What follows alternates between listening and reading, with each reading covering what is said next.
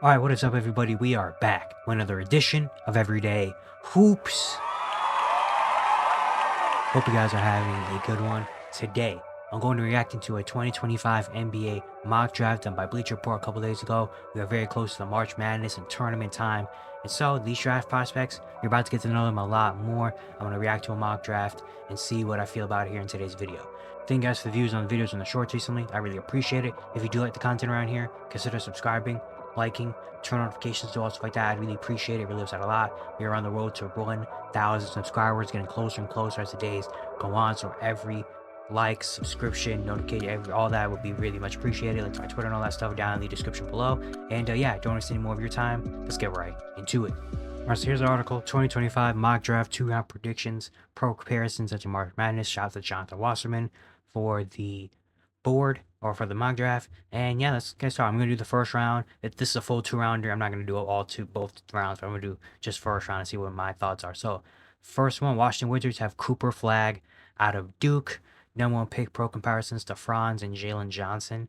Yeah, I mean, I think Cooper Flagg is probably going to be the number one pick, the consensus number one pick right now. He's been having a really good freshman year at Duke. Just like the way he plays. He's a guy that gives it his all on both ends of the court, which I really, really like and respect. Really good. Has some really high defensive potential.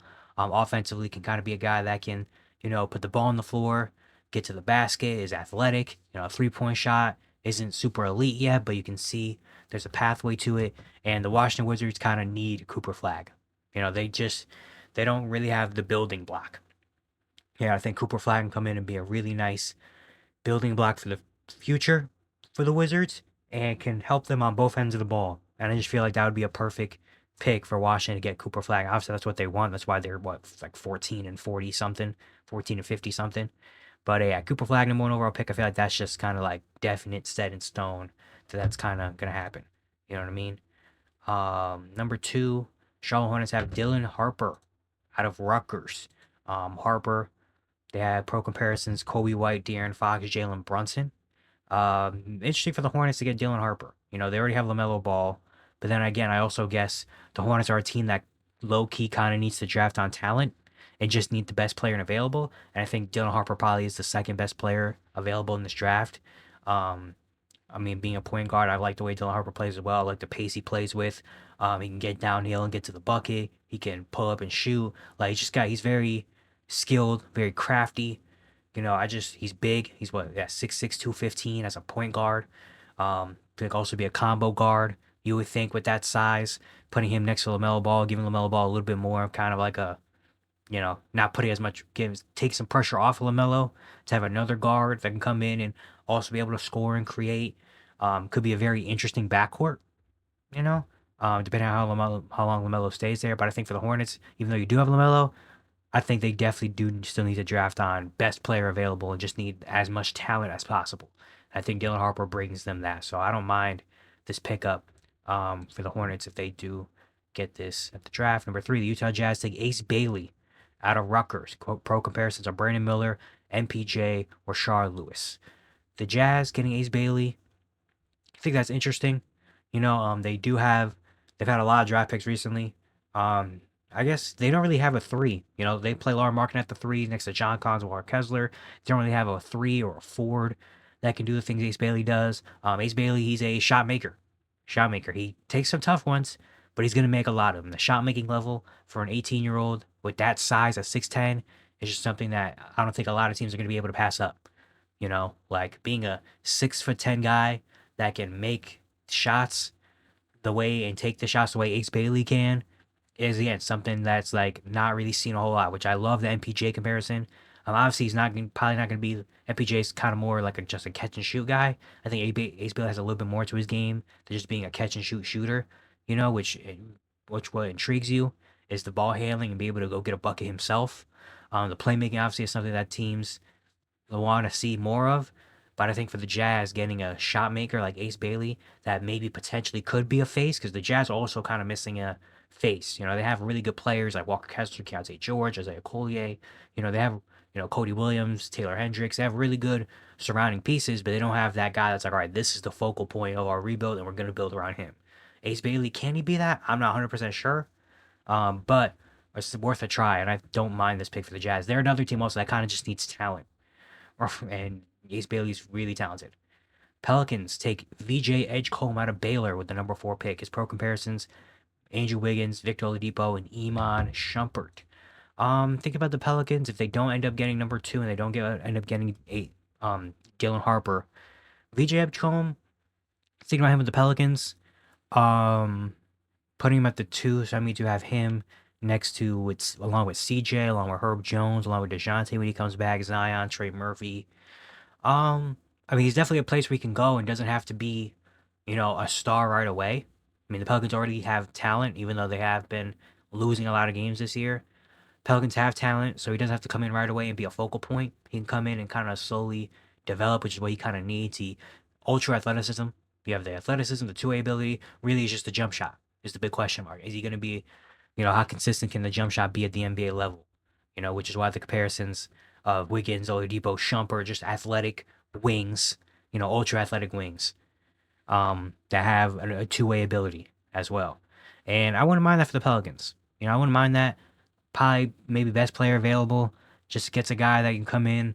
Again, right away, he doesn't have to be the guy like if he goes to Charlotte, if he goes to Utah or Washington, where they're kind of going to rely on him a lot more. Like the Pelicans don't really need him to come out and be a 18 or 17 point per game scorer right away. He can come in and kind of just learn a little bit, and then eventually maybe in the future. So I don't mind the pick. Maybe they can get a better fit wise, but I don't think it's the worst one. VJ Edgecombe in New Orleans.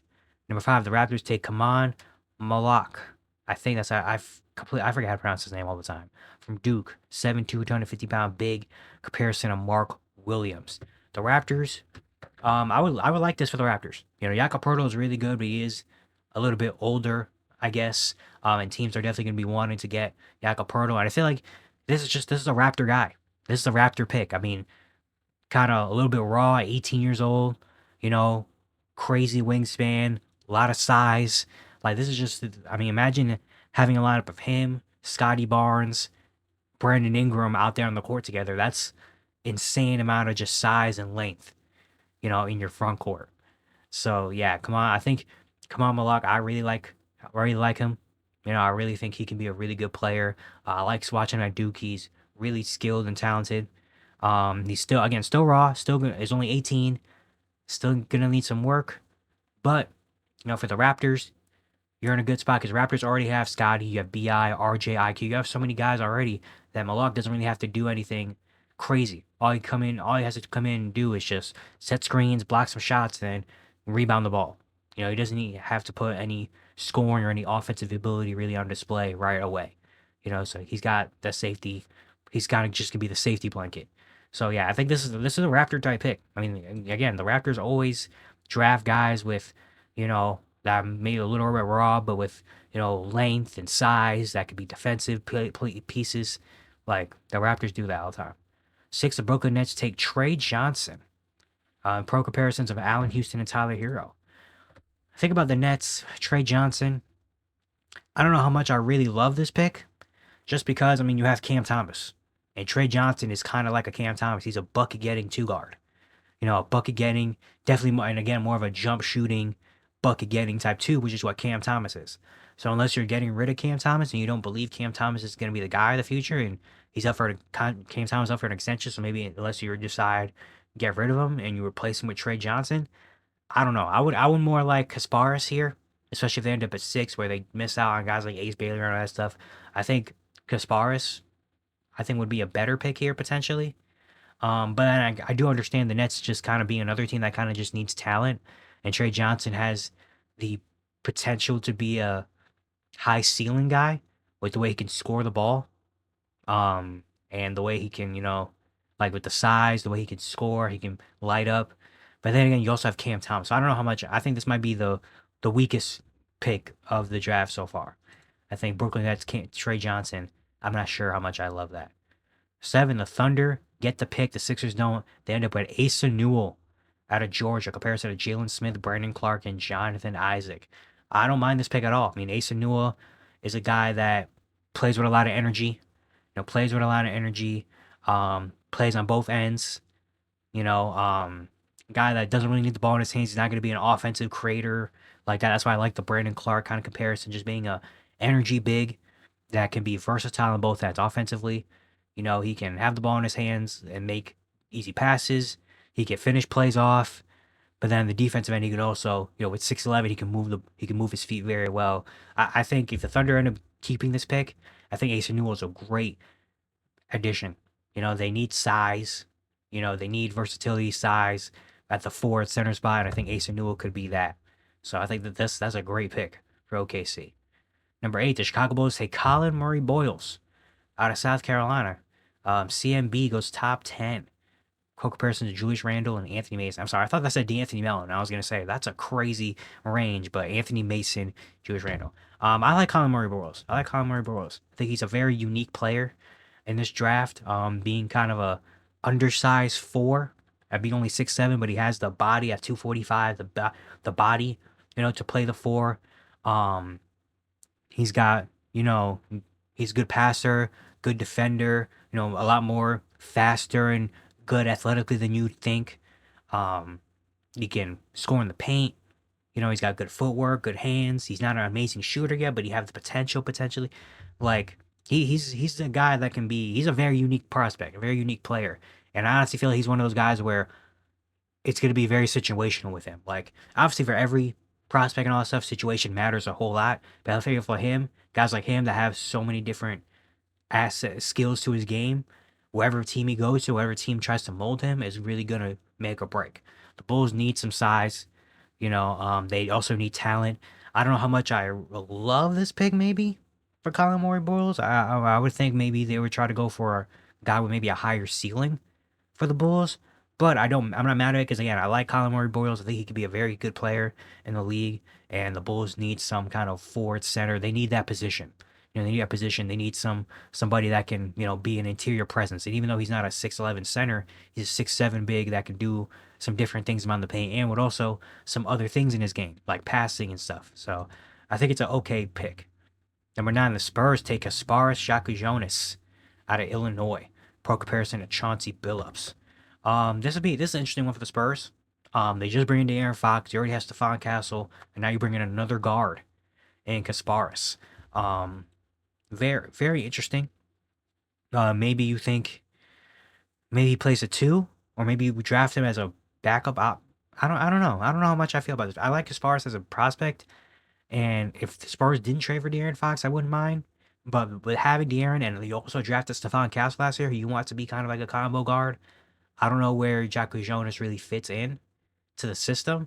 I would want the Spurs to more draft like a wing that can fit in next to De'Aaron and Wemby and all those guys. I feel like that would be a better pick. I don't know how much I love this pick. I like Kasparas. Again, I think I maybe would like him better in Brooklyn, Kasparas, or in a different situation, but I don't know how much I love it for the Spurs.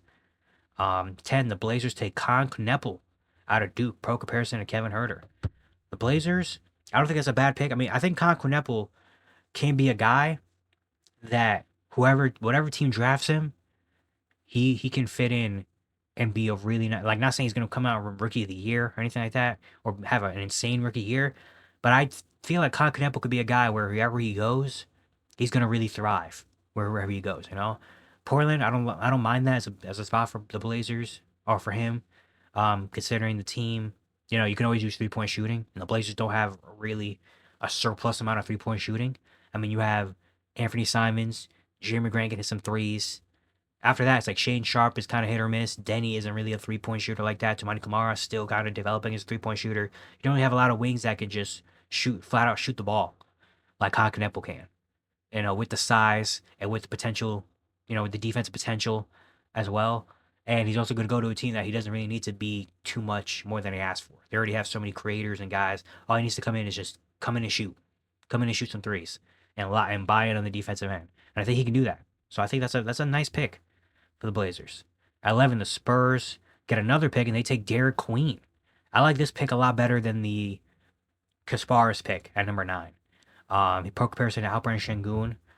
Derek Queen is a very interesting prospect. He's got game. He does. He's got good interior play, footwork inside. but he also has a little bit more. He can shoot the ball maybe a little bit. There might be a little bit of a shooting upside. He's got decent handle, good hands. Like he's very talented. I like the Alper Şengün comparison. It's kind of similar to that, where he has a very well-rounded and good game for a bit. He's not just like a, catch lobs and block shots big. He has skill. He's a skilled big man. And for the Spurs, I wouldn't mind that. When Wemby comes back, you put him next to Wemby, being a bigger guy, that can do things inside. I think that would be okay. I don't mind that kind of pairing of Wemby. Even if he comes off the bench, if Wemby comes out, you put Derek Queen in, and he could still be effective at the big man role. So I like this pick a lot better than the Kasparas pick at 9. 12, the Rockets take Liam McNeely from UConn, Bill comparison to Keegan Murray. I think this is a good pick too for the Rockets. Again, kind of similar to what I said about Con Knueppel. Liam McNeely is a guy that I think could come in and can potentially be in a situation where he thrives. A really good 3-point shooter. Really good 3-point shooter. Really, locked in, or has some defensive potential as well. He gets to go to a situation with Houston where he doesn't have to be the guy. He can come in right in Houston. In Houston, what they need is 3-point shooting, and Lee McNeely can come in and provide that right away. I like the Keegan Murray comparison. I think he's just going to be a guy that can come in right away and do a job, and that's shoot threes and buy in the defensive end. Like I said about Con Knueppel in Portland, he's not going to have a hard job at all. You already have Jalen Green, Alper Şengün, all these guys are going to do that other job for you. All you need to come in to do is come in and compliment. So I really like this pick for the Rockets, especially if they can't get a big man, like a backup big. I think getting a wing, a guy that can shoot the 3 ball that you consistently put out there, I think that's great. That's a great pick. The Mavericks take Jace Richardson, number 13, out of Michigan State. Pro comparison is Reed Shepherd. If you don't know, Jace Richardson is the son of Jason Richardson, and he has been going nuts over the past about month-ish. He's really been, climbing up draft boards like no other. At 19, very athletic guard. He can pretend he's a guy that a Reed Shepherd comparison is pretty decent. Guy that come in, put the ball on the floor, pull up, get a bucket, but also doesn't really need to be like a give me the ball in between. He also can be kind of an off-ball guy where he can, pull up, catch and shoot, or pull up 1-2 dribble, I'm at the basket. So he's not a guy that's just going to come in and just be like, all right, clear out, give me the ball, and let me, work for 5 possessions in a row. He can score off the ball, he can score on the ball, and all that stuff. Definitely needs to, would be better playmaking wise and needs some more experience maybe. But Jace Richardson, I don't think you mind that. Think about it for a Dallas perspective. For Dallas's perspective, thinking about it, I mean, you have Max Christie. So I don't know, maybe Max Christie and Jace Richardson kind of are very similar to each other. But then you also think, you can use as much shooting and scoring as you kind of need right now for Dallas. I would like the Mavericks to go after maybe a bigger guy, potentially, or maybe like another guard. Oh, but then Jace Richardson is a guard, but more of like a ball handling type of guard. I don't know. I don't know how I feel. It's not bad. It's not bad. It's just it's an interesting one. It's an interesting one. At 14, the Atlanta Hawks take Jeremiah Fears out of Oklahoma. Pro comparisons are Jay Ivey and Scoot Henderson. Jeremiah Fears came out very hot. He's kind of been just like twinning a little bit, but still really good. He's still so young. He's 18 years old, probably one of the youngest players in the draft. Could go get a bucket. Very fast, good handle. Could score from a lot of different areas. Definitely still needs some work though. Again, he's still super, super young. Turnovers. He's gonna have some tough shooting nights. Like he's a young scorer, and young scorers need some work potentially. And they also are the type of prospect that really need to go to the right situation. Think about him going to Atlanta.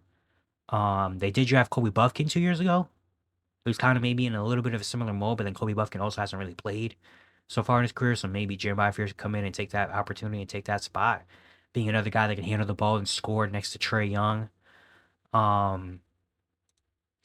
It's interesting. I think the Hawks, their best thing would be getting just guys that can defend next to Trae Young.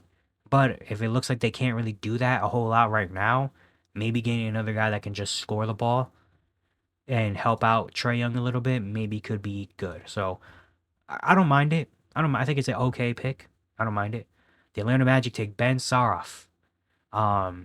Number 15 overall. Pro comparison is Manu Ginobili. Ben Saroff, seeing some of his game, big guard that can, handle the ball, good passer, good guy at getting to the rim. Like he's got some game to him. He's got some game. The big question is the 3-point shot. And he's not super athletic, but the 3-point shot is gonna be a big question for him. But for the Magic, I would like the Magic to get more of a guy that can create and well, not create, but more of a guy that can be a perimeter threat. Because Magic, I mean, getting Ben Saroff, I mean, getting a point guard that can put the ball on the floor and get to the basket and be more offensive is really good. But I would maybe like them to get more of a maybe they could be a team that can get Jeremiah Fears. Just being a guy. Maybe I would switch Ben Saroff and Jeremiah Fears in this. Because maybe the Hawks get another guy in Ben Saroff that can put the ball on the floor, and help out and alleviate Trae Young's with some pressure.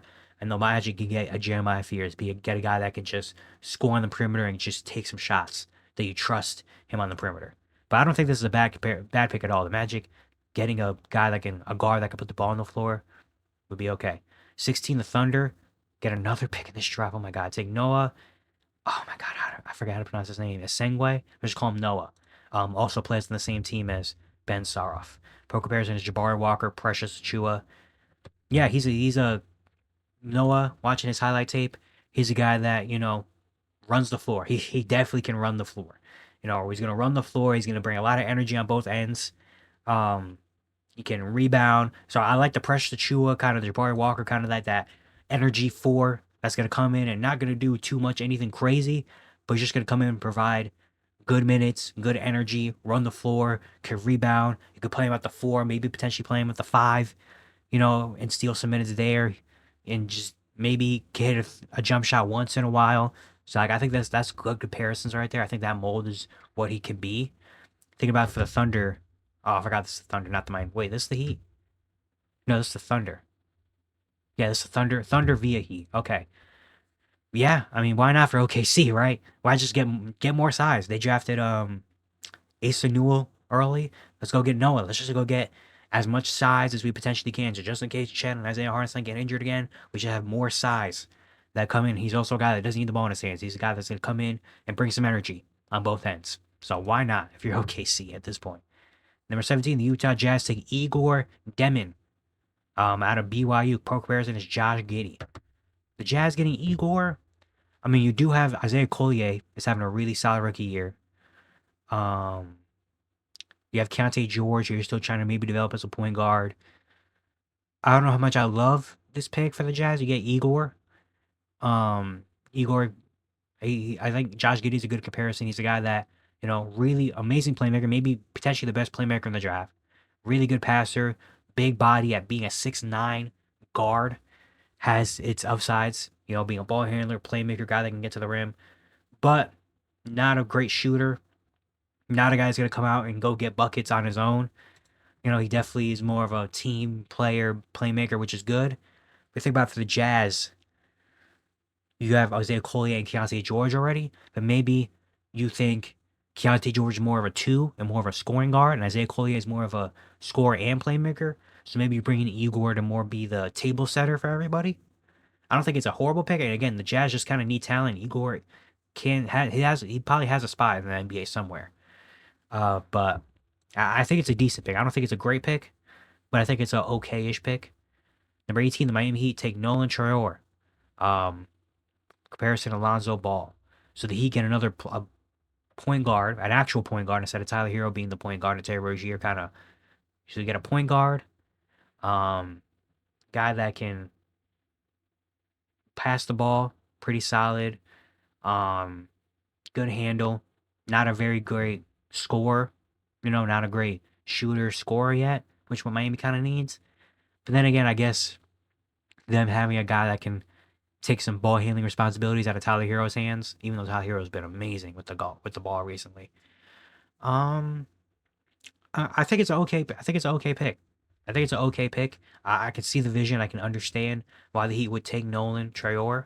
Maybe I would like to see them more take a guy that can shoot the ball and help them in that regard. But if they can't, they're getting a guy like Nolan, getting another ball handling point guard wouldn't be too bad. Number 19, the Thunder again, bro. Oh my god. By the way, if the Thunder get 3 picks in the draft, they're not keeping all these picks. They're gonna trade at least 1 or 2 of them. If they draft at all. The Thunder take Noah Penda. Pro comparison is Nick Batum, 6'8", 225-pound forward. I don't really know much, to be honest with you, about Noah Penda, but I'm getting another 4. I'm listening. Noah Penda's production has brought attention to versatility that's become an easy draw. Returning from an ankle injury, he had 5 assists and 3 stocks, showcases the passing and two-way playmaking that can allow him to impact games without scoring. Offense will rarely run through him, but NBA teams picture a role for a 6'8" forward who can make open threes, facilitate, and move, react defensively. Yeah, if he could do that, if he could be a guy that can be versatile on defense and hit a shot, you have a spot in the NBA with you somewhere. And if you're OKC, let's just do it. Why not? I mean, at this point, any pick OKC gets can't be a bad pick. Number 20, the Minnesota Timberwolves take Thomas Sorbor out of Georgetown. Pro comparison is Yuka Kongwu. Thomas Sorbor is a very interesting guy. He's a guy that, good skill, very skilled, another skilled big. Pass the ball defensively, can be some things. I like the Yuka Kongwu comparison, kind of like an athletic, mobile center that you can project as potentially being a great defender, versatile defender, but also on offense being a guy that can make the pass and, do some things. Going to Minnesota, I mean, you do have Naz Reid, but just in case you lose Naz Reid, you get Thomas Sorbor as being kind of like a replacement guy, being a center that can come off the bench and maybe provide some decent things. I can see I can see it. I can kind of see it. Being another offensive or a two-way guy off the bench that can help out a little bit, maybe be more athletic and and can run more than Rudy. Okay. The Pacers take Will Riley from Illinois. Pro comparison is Keshawn George, 6'8", 180. Though Will Riley struggled to capitalize on a stock-boosting opportunity against Duke, he's instilled more confidence in scouts over the past few weeks. Some have wondered if the growth he started to show as a playmaker should make Riley worth a lottery consideration. There'll always be interest and patience in a 6'8" scoring win with a shot-making skill. And up until the Duke game, he started to finish better around the basket while showing new cover, setting up teammates as a pick-and-roll ball handler. Going to Indiana, going to play in a high-paced team. Yeah, I mean, having some size at 6'8" helps out a lot. Being a guy that can shoot, can score, that's not bad. I would like the Pacers maybe to take more of a defensive type prospect. But if they can't find that, then just adding some more scoring, why not? And even though you do have Bennedict Mathurin, who's kind of like that, but having a 6'8" guy that maybe could score more on the perimeter would be solid. Number 22, the Brooklyn Nets take Carter Bryant out of Arizona. Pro comparison is Marcus Morris. I would think I would like him maybe more for the Pacers, Carter Bryant. I would switch maybe this if I was me. So Carter Bryant going to Indiana, Will Riley going to Brooklyn. But Carter Bryant, I think, could be pretty decent. Carter Bryant, he's still very raw, still very young, still needs a lot more opportunity. But just being a guy that you like the size of 6'8", 220, being a forward that could be athletic, could be versatile defensively, could hit a shot or two. Like, I think that's what the Pacers kind of need. I think the Pacers would love to have a Carter Bryant, just being a big wing that can come out and, play some defense and shoot some threes. So I would like Carter Bryant to maybe go to like a Pacers type team. But for the Nets, I mean, why not? Why not the Nets just go get a forward that is also still really young, so maybe he can be a little bit more than advertised. Number 23, the Brooklyn Nets take Rasheer Fleming. I'm surprised to see Rasheer Fleming kind of, like, I thought Rasheer Fleming would have gone a long time, a little bit more a while ago. I really like Rasheer Fleming. Pro comparison Taylor Hendricks. Just again, a big 6'9", 240-pound forward that can shoot the three ball. And he's got a really good size, can hit the three, score at the rim, could be a really solid defender. Like, I honestly, I wouldn't be surprised if Rasheer Fleming goes a lot higher than people expect. Because Rasheer Fleming, I feel like a lot of teams will love, like, I think their idea of Rasheer Fleming being a stretch four that can do so many different things would be really nice. I would like a team like the Spurs maybe to go get Rasheer Fleming, or the Hawks to go get a guy like Rasheer Fleming. And I feel like that would be just a really, really good fit and a piece over there. So Rasheer, and he goes here to the Nets. Yeah. I mean, he goes to the Nets. You do have Noah Clowney. You do have a lot of wings already, but I mean, why not just add to it? At 24, the Wizards take Isaiah Evans out of Duke. Pro comparison is AJ Griffin. Isaiah Evans, 6'6", 175-pound forward. Yeah, I thought, No, that's someone else. I was thinking he was a guard, but that's something else. But yeah, he's a guy that can shoot the ball, a shooter, a lot of different aspects. You know, catch and shoot, do all that stuff. Um, and he goes to a team like the Washington Wizards.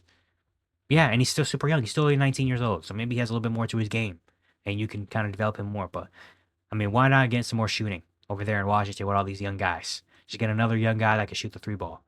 25, the Magic take Hugo Gonzalez out of Real Madrid. Pro comparison is Jonathan Kuminga.